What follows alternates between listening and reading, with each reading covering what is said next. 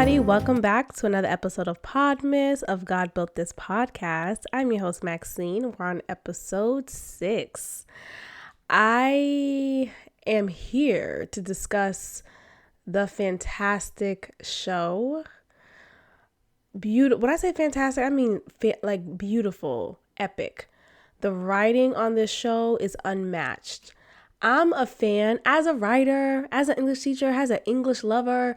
I'm a fan of good writing, strong writing, writing that makes you think, writing that stimulates you, provokes you, challenges you.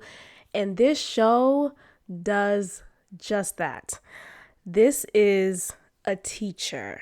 That's the name of the show. It's titled A Teacher.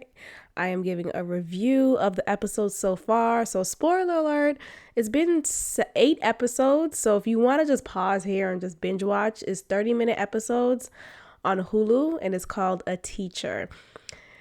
And this is a controversial show, which is what I love about it, right? Because it really opens the door to a reality that we don't talk about enough. And that reality is inappropriate relationships between a teacher and a student. And with this context, like we know a couple of stories, right? Mary Kay Letourneau is a perfect example of a teacher who was a predator, a pedophile. And it's weird because, just me saying that, I hesitated, right? Because technically, yes, she is a pedophile and predator. And not even technically, she is, period. The student that she was involved with was a 6th grader. That's when they started their relationship. That's when she groomed him and everything began. With this show, A Teacher, it tells you the same story, but the student is actually a senior. And this senior, he's 17. The teacher is a woman. And it really makes you wonder about the instant reactions that we have when the predator or pedophile is a man versus when the predator or pedophile is a woman. Oftentimes there's been so many cases, it's sad to say it's so many, but there's been a couple of cases that's been in the news of female teachers who have, they served a little bit of time. They really got a slap on their wrist of having inappropriate relationship with their students. Now, with this show, just the context, just me saying alone what the storyline is already heavy, right? It's already enough.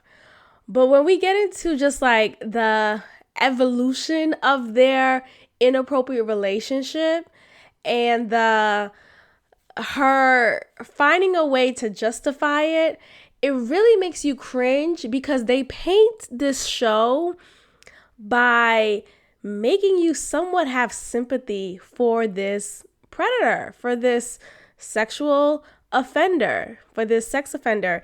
And it's wild to me. Okay, so I just finished watching the latest episode 8. And in this episode, she gets released from prison. She served 6 months, 6 months. And she now begins a 5-year probation period. 5 years, okay? And, so the episode starts with her just instantly, just obviously looking just depleted and feeling a weight over her. So she gets picked up by her brother, who happens to be a cop. Like, oh, look at that. Who happens to be a cop. And her father, we don't know this person is her father until it's revealed. And when she says, "Hi, Dad," right? So you could kind of make the assumption, but he was never talked about or referenced or seen in previous episodes. So he comes out the car as well. And you could tell there's some level of discomfort that she feels when she looks at him, when she's around him. She was stunned that he came, and you could tell she was very uncomfortable with it. But at this point, you have no choice but to get in this car. These are the people who decided to pick you up, and these are the only people in your life who is still sticking with you, who didn't discard you.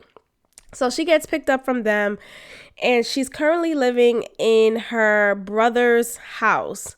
Her brother is a cop, like I said. He's married, and they have children. They have 2 children. So technically, she shouldn't really even be living there, because isn't that a part of the whole sex offender, thing? Like, you're not supposed to be around kids, especially that close contact. Like, she's literally in the same house as her niece and nephew.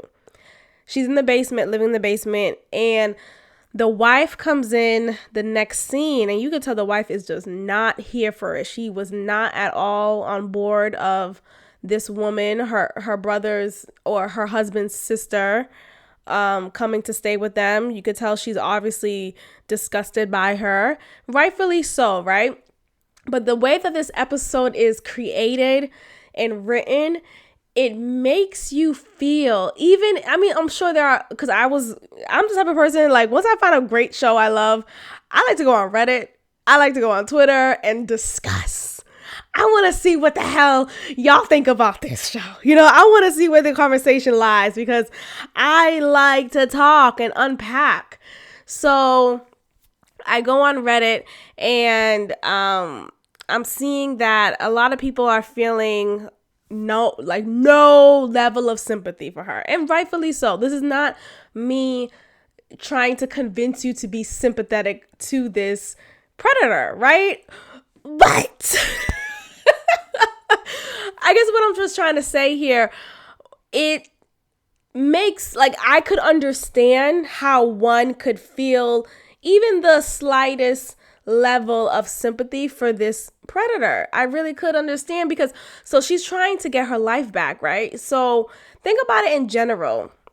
When anyone, whether it's a sex offender, and obviously I wouldn't be saying this for someone who offended a 7-year-old child, someone who pillaged and killed villages of people. I'm not talking about those people. And that's a whole other argument, because some people could still feel like if they serve their time, that they should be able to reintegrate themselves into society. That's a whole different episode, and we may talk about that later on. But for this case, being that the details it's inappropriate, it's not something that you obviously want any child to go through, because he's still a child. But when we think about, like, okay, well, he's not 15 child, he's not 14 child, he's 17 child. He's 6 months away from being an 18-year-old. He's 6 months away from being in college. It's bad, but it's not that bad type of thing. Like, that's literally, that's what I was going through in my head, thinking about the context of just the details of their relationship. But at the end of the day, it's still wrong. I'm just trying to paint the picture to anyone who may not be familiar with this show. Okay, so she gets out of prison after spending 6 months there. And she is trying to kind of get her life somewhat back to normalcy. But the thing is, the town that she's living in, and mind you, this show is based in Texas, which is funny. Because, typically down south and other southern areas don't get a great rep for just being, like, smart. Just period, for being smart. A lot of time, with Florida, think about Florida, for example. Florida, yikes. Okay, Florida, yikes. And there's a lot of other southern states that don't get the best rep for being intelligent, for being moral. It's just they're just a little different. They move different down here. So with this episode, you see her trying to get into the work world. She's trying to get into the workforce. She goes into a store, and it's a retail store, specifically a clothing store, and she is attempting to get this job.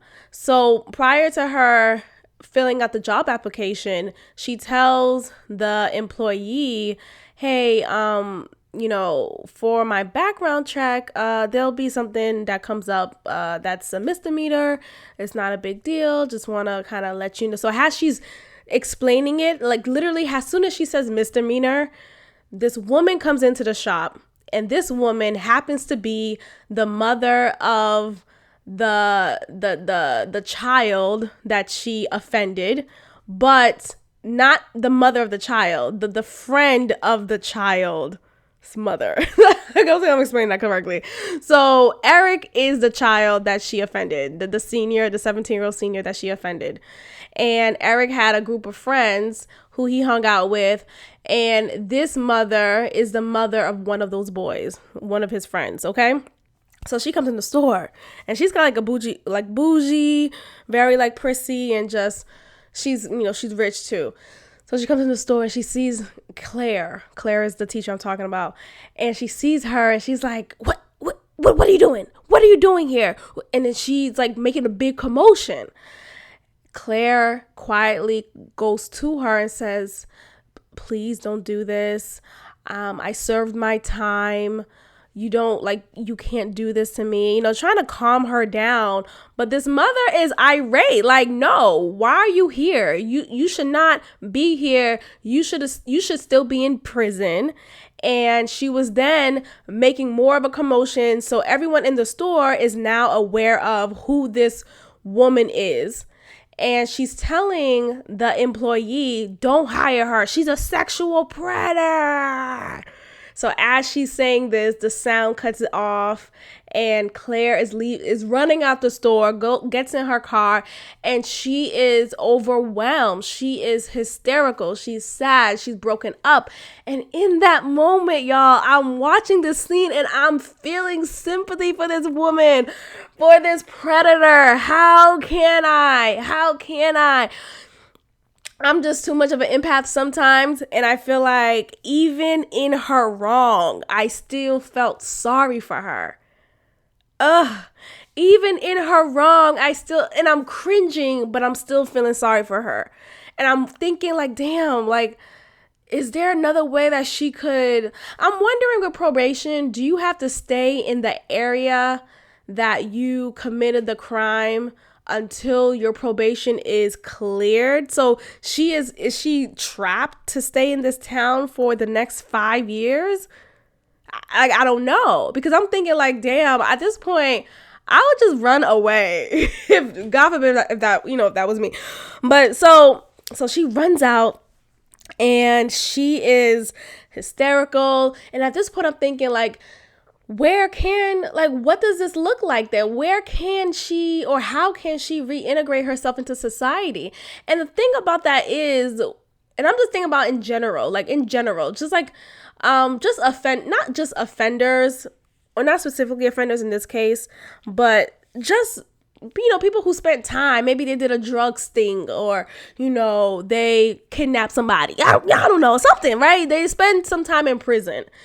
And they did their time, and they're released. And a part of their probation is to get a fucking job.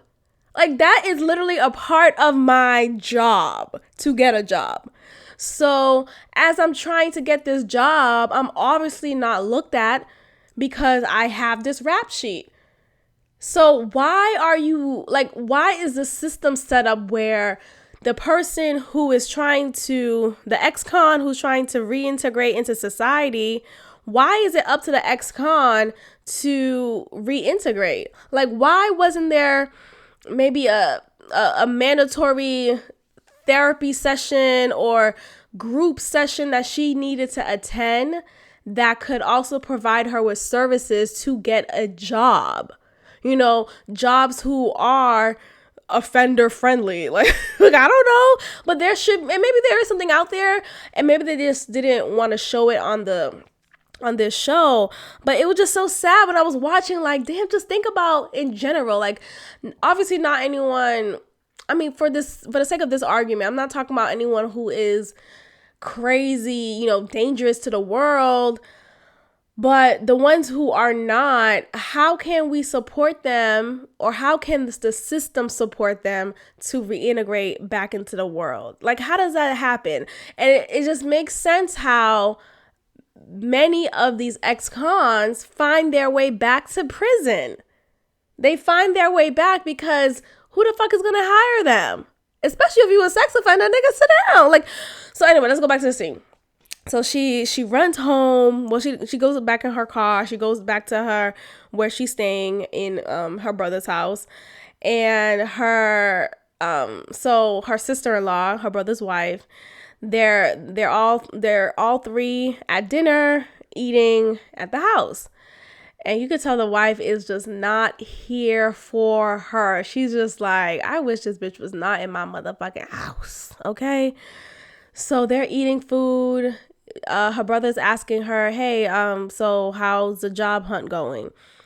She's like, well, it went. You know, I tried to apply, but this so-and-so came in the shop and said I was a predator. And then the wife responded. She like kind of had a grim response, like, what did you expect? What do you think? So they have a whole moment. She blows up on her. Claire blows up on her, like, okay, I could tell, give me a fucking break. I could tell you don't want me here. And in that moment, I felt sorry for her.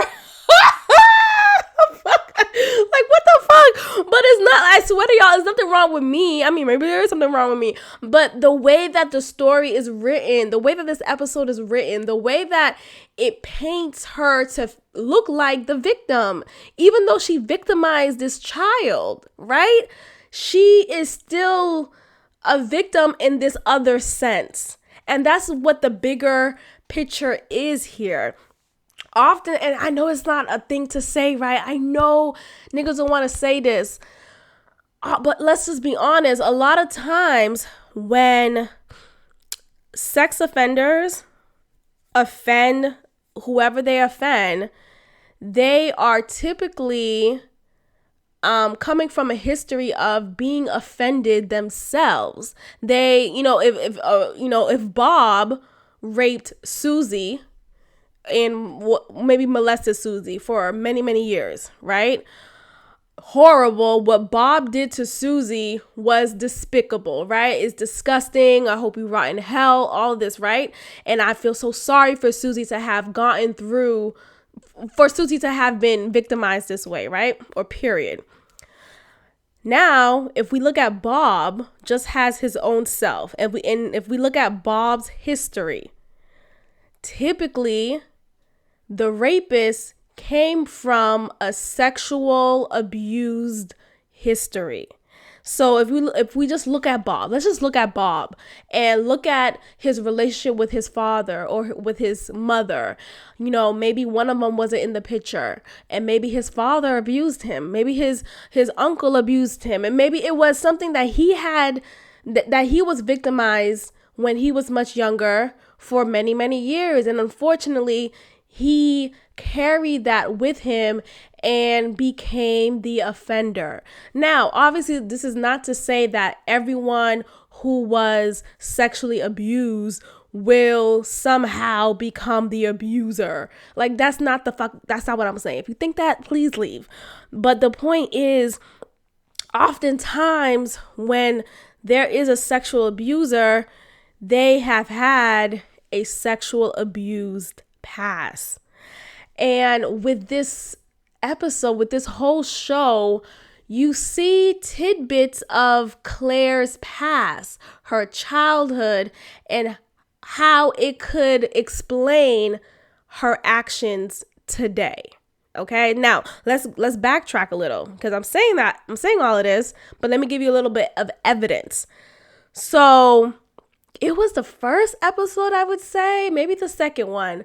She goes to a regular store, my nigga, a grocery store, and she's walking through the aisle.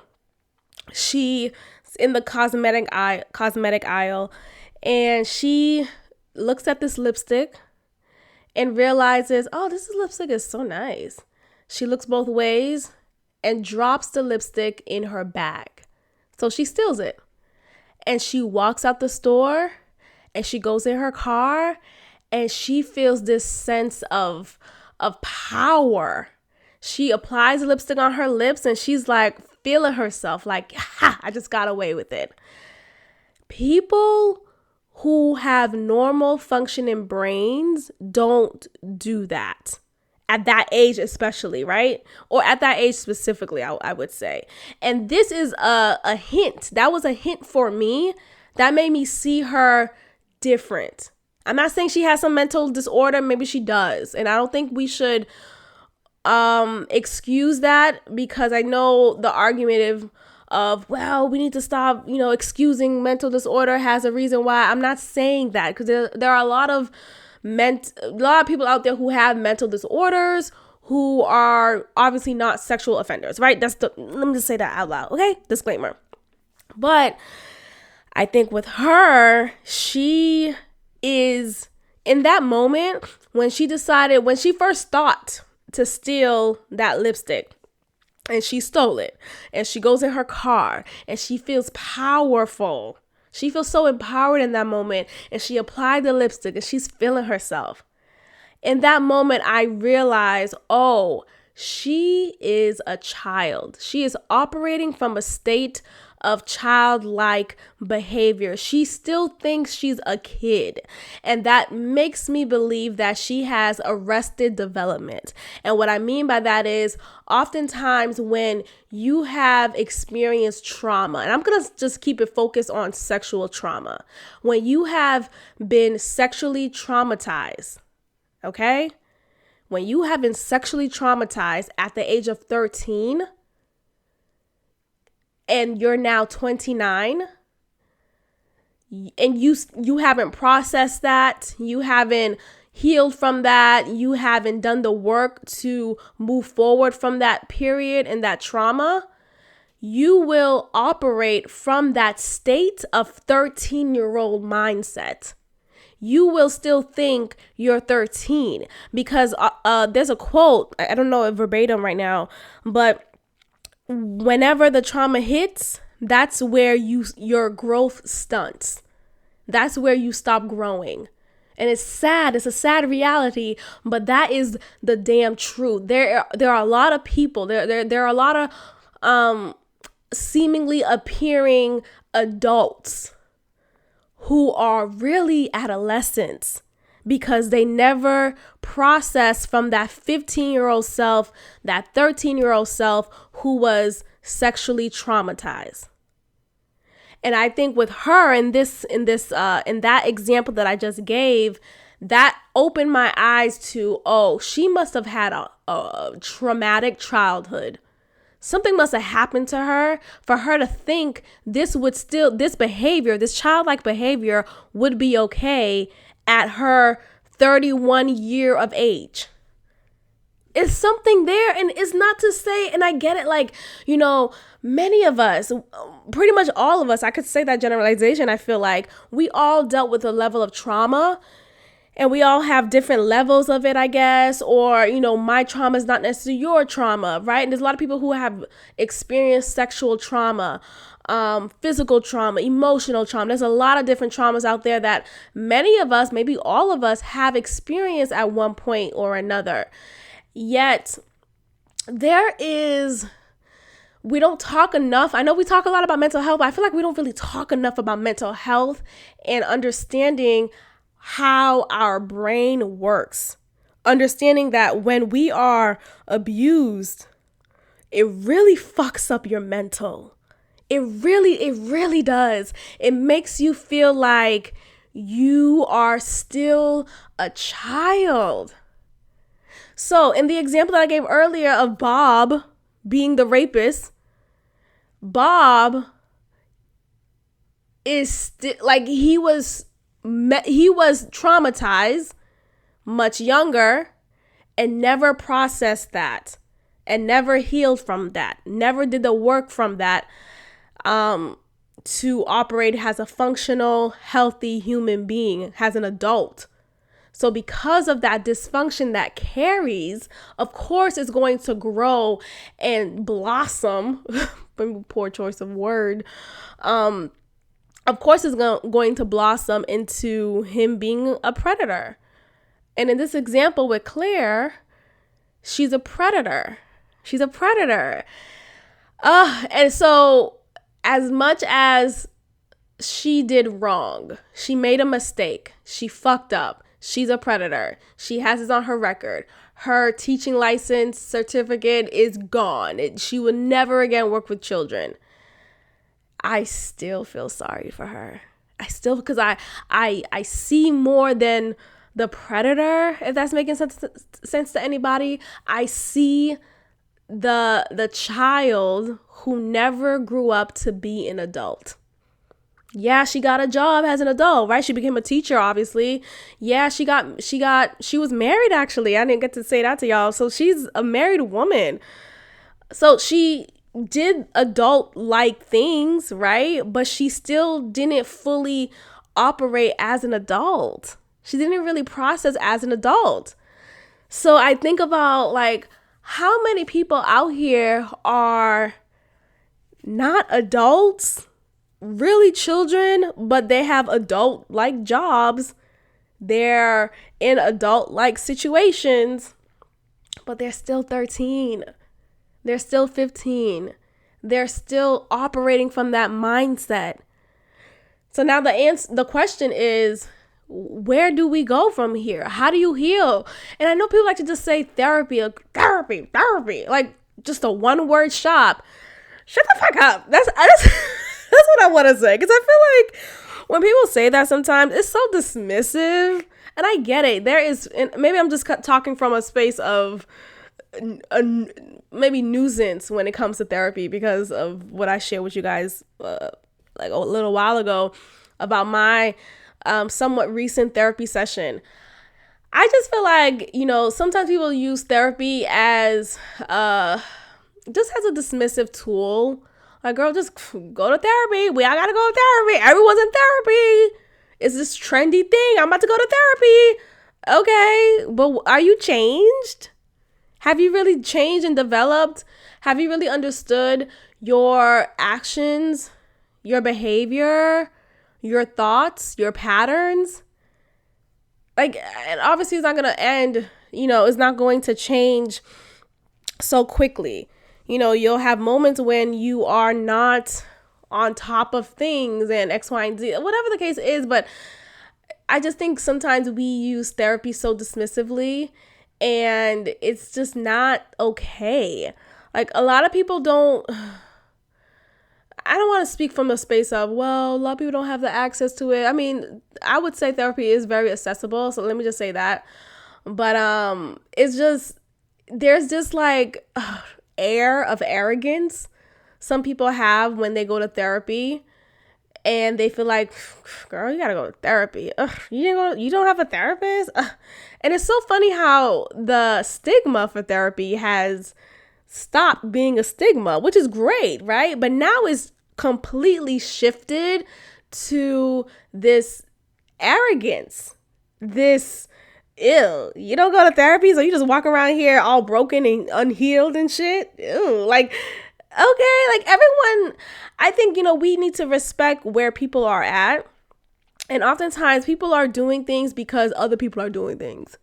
Like, there are some people in therapy and not really in therapy. They're just in therapy to say, oh, I went to therapy. They're posting it on Instagram. They're making it seem like they're really about this life. But are you really doing the work? Are you really being therapized? What's going on? Okay, so final thing, I want to talk about the secrecy of it all with this relationship that she had with this child. And there is a level of delusion when it comes to relationships that are inappropriate. You are actively living in la la land, actively creating just a non-reality reality. I hope that's making sense to somebody. Because so there was a scene where She took him out to a cabin that she rented, or maybe it was in her family. So they were far away from everyone, and it was just them two at the cabin. There were no nearby neighbors. They were really just in their own zone. When I tell you she's a predator, like they fucked several times. Like she groomed him in her subtle ways, and we'll get more into that in a bit. But with this secrecy, though, if someone has to take you on a getaway, and that's the only time where you can fully relax, quote unquote, with this person, then it's not real. And that's so hard to understand, right? Because I mean, obviously it's not hard to understand when you think about it from the context of teacher and student. Like that shouldn't be hard to understand. But just in general, like if anyone is taking you out in secrecy to, let me just, let's go on a trip. Let's go to Tulum. Let's go to Cancun. But in the everyday life that we have, you're not seeing me. You're not letting me be seen. This isn't real. And there were moments when they would take pictures of each other together. Or Eric, the child, he would take pictures of Claire, the teacher. And then as soon as he finished taking the picture, she'll say, erase that right now, erase it right now. And it's like, first of all, why did you even take the picture then? That's number one. And she'll watch him to make sure he erased it. It's not real. If someone has to, and that's the thing that's really fucked up, because she's getting a thrill off of it. And at one point you think, does she really like him?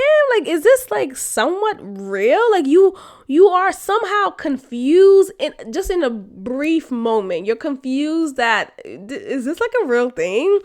But no, you realize, no, she is not well. I don't know. She has a mental disorder. I don't know that's going to be revealed later, but she's not going into it obviously with the right intentions. She's going into it because you could tell from her marriage she's not fulfilled, and you could tell from the lipstick theft that she committed, she is not fully operating in full adultness. Okay, so she's not sane in this relationship. She's using this as, and we later on find out that she said she used him as an escape. She wanted to feel free.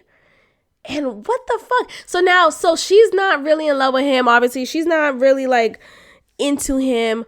But this child, Eric, and he's not, when I say child, I feel like it sounds like a 12-year-old. He's a young adult, 17, but it's still inappropriate.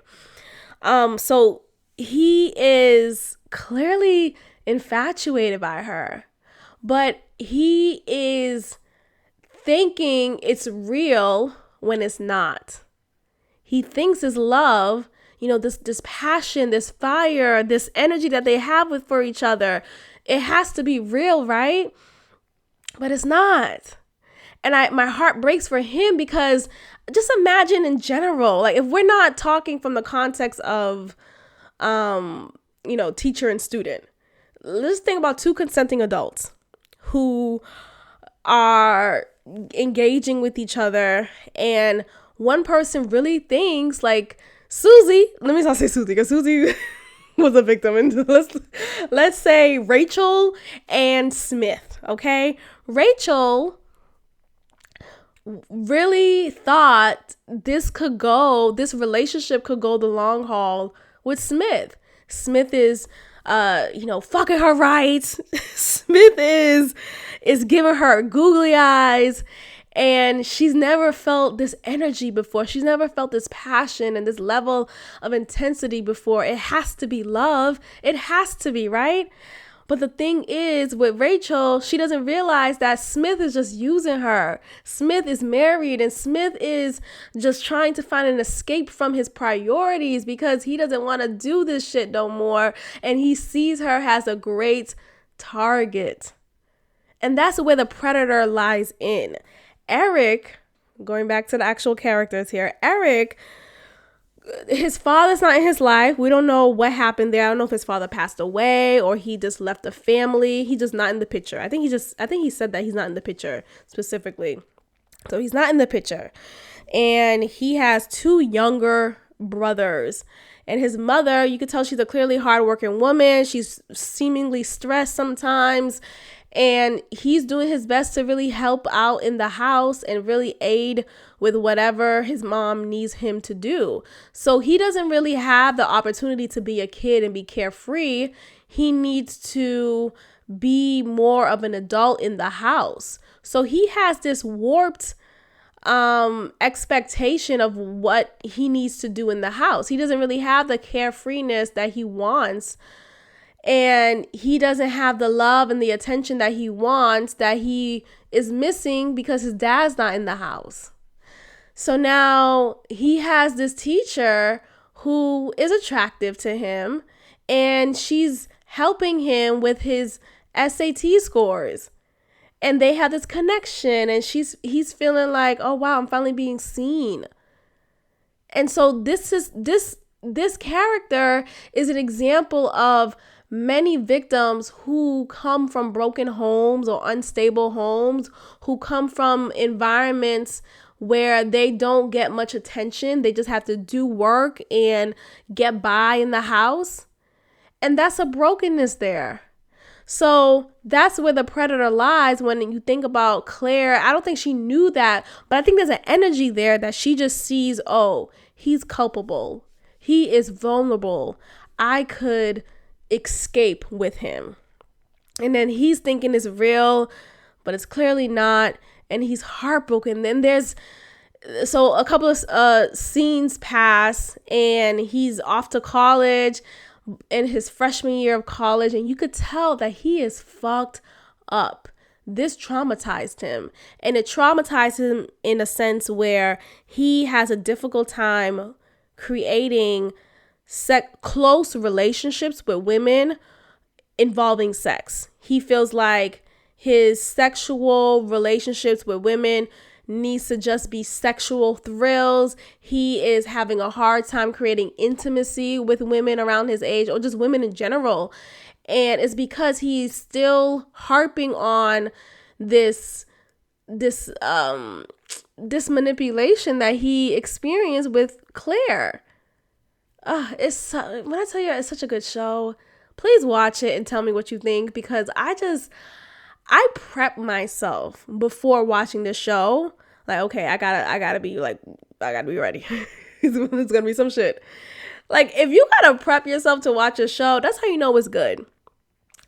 And with me, what I've been doing a lot lately is when I'm committed to watching a show that's like not a reality show, like I'm talking about like just really like well scripted shows that I really enjoy, I'm not on my phone. I'm not on my computer. I am fixated on the TV.